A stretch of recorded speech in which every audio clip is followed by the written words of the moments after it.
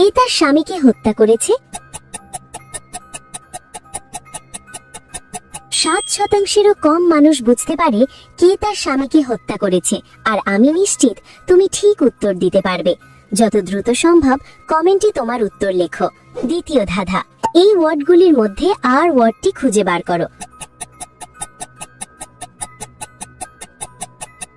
খুঁজে পেলে লাইক বাটনে ক্লিক করো, যেন আমি বুঝতে পারি তুমি সঠিক দেখেছো। তৃতীয় ধাঁধা, তুমি যখন শেয়ার বাটনে ক্লিক করো তারপর মোরে ক্লিক করো, এখন দেখো 1 নম্বরে কোন অ্যাপটা আসে? আমার মনে হয় নোটস অ্যাপটা আসবে। যদি ঠিক বলে থাকি তাহলে তুমি পরের ধাপে যেতে পারবে না।